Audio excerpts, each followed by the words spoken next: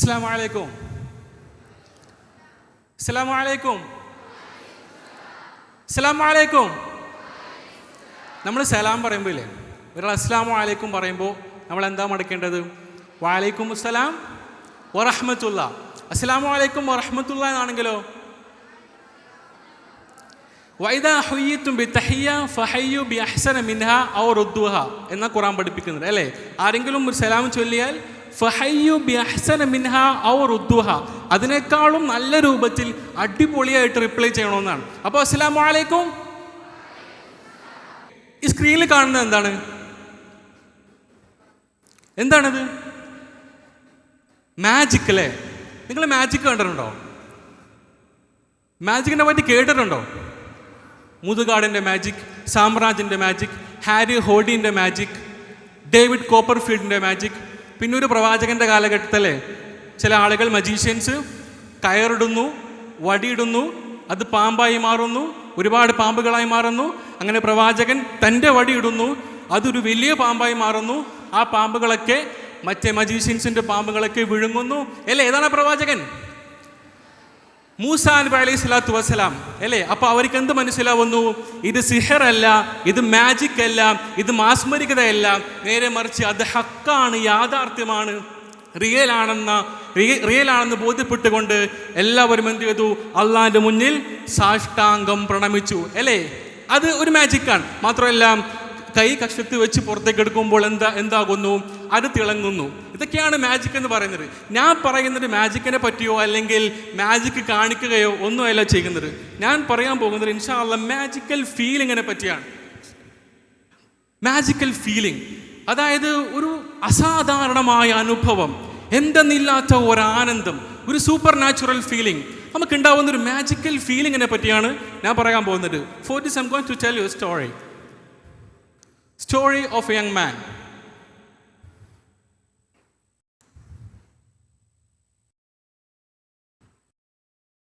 Story of A young man. നിങ്ങൾ കഥകൾ കേൾക്കാൻ ഇഷ്ടമല്ലേ? ഇഷ്ടമുള്ള കഥ കൈ നോക്കിക്കേ.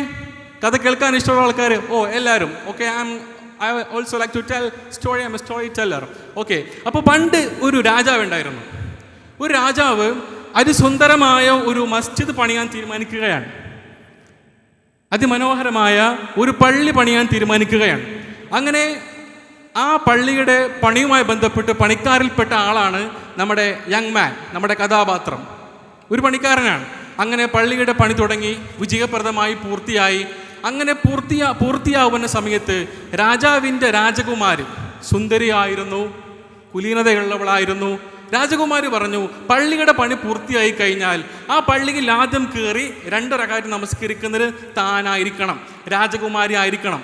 ഇപ്പോൾ രാജാവ് അതിന് സമ്മതിക്കുകയാണ്. അങ്ങനെ പള്ളിയുടെ പണി പൂർത്തിയാവുന്ന അവസാന ദിവസം, ലാസ്റ്റ് ഡേ, പള്ളിയുടെ പണിയുടെ കോൺട്രാക്ടർ വന്നു. എല്ലാവരോടും പെട്ടെന്നിറങ്ങാൻ വേണ്ടി പറഞ്ഞു. പണിക്കാരോട് എല്ലാവരും പെട്ടെന്നിറങ്ങാൻ വേണ്ടി പറഞ്ഞു. രാജകുമാരി വരികയാണ്. അപ്പോൾ എല്ലാവരും പുറത്തേക്ക് ഇറങ്ങി. നമ്മുടെ കഥാപാത്രം, നമ്മുടെ കഥാനായകൻ എന്തോ ചില വർക്ക് പെൻഡിങ് ആയതുകൊണ്ട് ഇറങ്ങാൻ കുറച്ച് വൈകി. അങ്ങനെ അവൻ ഇറങ്ങി വരും നേരത്ത് സ്റ്റെപ്പിലൂടെ ഇറങ്ങി വരുമ്പോൾ പെട്ടെന്ന് അവന് പള്ളിൻ്റെ അകത്തേക്ക് നോക്കിയപ്പോൾ രാജകുമാരിയെ കാണുകയാണ്. അവൻ രാജകുമാരിയെ കണ്ട് ഞെട്ടിരുന്നു. അവൻ അത്ഭുത പരതന്ത്രനായി. കാൽ മുതൽ തല വരെ ഒരു വൈദ്യുതി പ്രവാഹമെന്ന് പറയുന്ന പോലെ അവനിങ്ങനെ ഞെട്ടിരുന്നു. കുറച്ച് കഴിഞ്ഞ് അവൻ നേരെ വീട്ടിലേക്ക് പോയി. വീട്ടിലെത്തിയ അവൻ ഉമ്മയോട് പറഞ്ഞു, ഉമ്മ പെട്ടെന്ന് പറഞ്ഞു, എനിക്ക് രാജകുമാരിയെ വിവാഹം കഴിക്കണം. ഇത് കേട്ട് ഉമ്മ ഞെട്ടി. ഉമ്മ ആദ്യം അത് നിസാരവൽക്കരിച്ചു. പക്ഷേ ഇവൻ സീരിയസ് ആണ്. ഇവൻ പണിക്കൊന്നും പോകുന്നില്ല, എപ്പോഴും മാറിങ്ങനെ നിൽക്കുകയാണ്, ഭക്ഷണമൊന്നും കഴിക്കുന്നില്ല. ആള് സീരിയസ് ആണ്. അവൻ പരവശനായി, അവൻ മെലിഞ്ഞുണങ്ങി. ഇതൊക്കെ കണ്ടപ്പോൾ ഉമ്മക്ക് സഹിച്ചില്ല.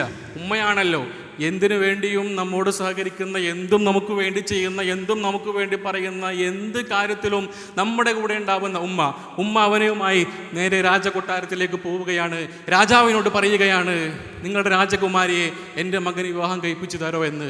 രാജാവ് ജ്ഞാനിയായിരുന്നു, വിവേകമുള്ളവനായിരുന്നു. രാജാവ് ഒരു കാര്യം പറഞ്ഞു. രാജാവ് ഒരു ടാസ്ക് ഇവന് കൊടുക്കാൻ. രാജാവ് പറഞ്ഞു, പുതുതായി നിർമ്മിക്കപ്പെട്ട പള്ളിയിൽ ദിവസവും ഞാൻ നിനക്കൊരു ടാസ്ക് തരാൻ. ദിവസവും പുതുതായി നിർമ്മിക്കപ്പെട്ട പള്ളിയിൽ നീ രാത്രി വന്ന് ഇശ നിസ്കാരം കഴിഞ്ഞ് വീട്ടിൽ പോകരുത്. രാത്രി നമസ്കാരം നിർവഹിക്കണം, വീട്ടിൽ പോകരുത്.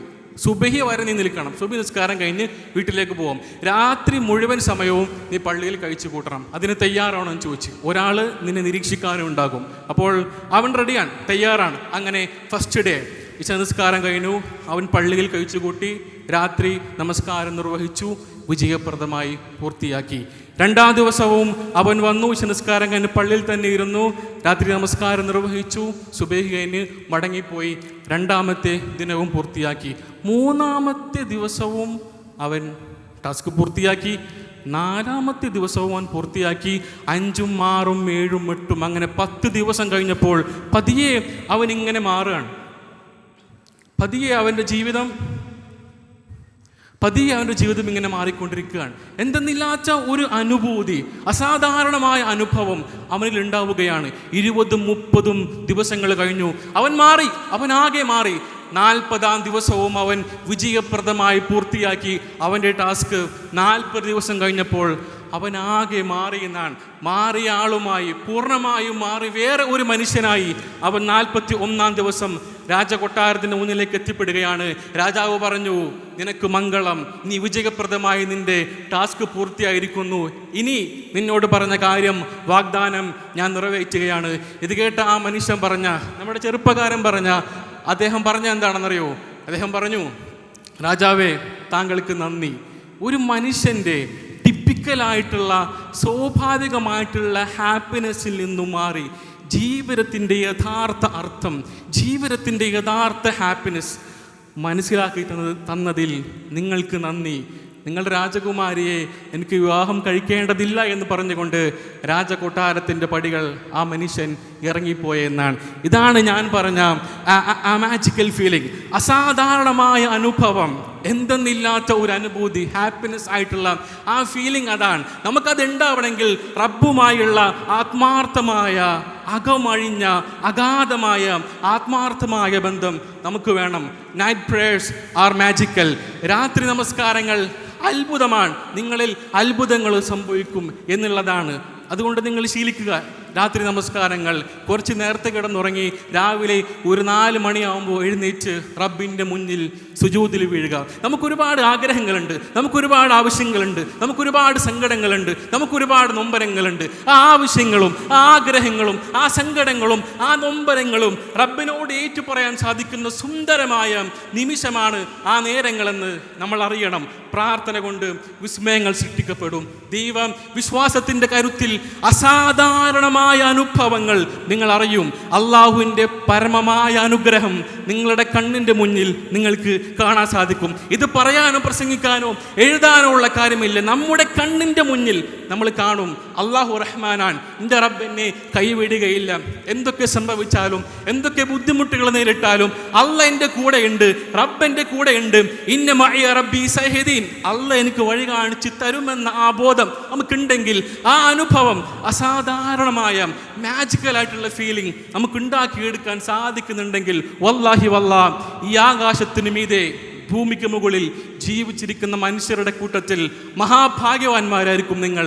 അള്ളാഹു അനുഗ്രഹിക്കുമാറാവട്ടെ. ഞാൻ അവസാനിപ്പിക്കുകയാണ്. നിർത്തുമ്പോൾ ഹെലൻ കെല്ലർ പറഞ്ഞ അതിമനോഹരമായ ഒരു വാചകം നിങ്ങളെ ഓർമ്മപ്പെടുത്തുകയാണ്. കണ്ണ് കാണാൻ കഴിയാത്ത, കാത് കേൾക്കാൻ കഴിയാത്ത, സംസാരിക്കാൻ പോലും കഴിയാത്ത ആ അത്ഭുത സ്ത്രീ പറഞ്ഞ മഹാത്ഭുത വാചകം, സമർത്ഥ സുന്ദരമായ വാചകം. The best and most beautiful things in the world cannot be seen, heard or even touched.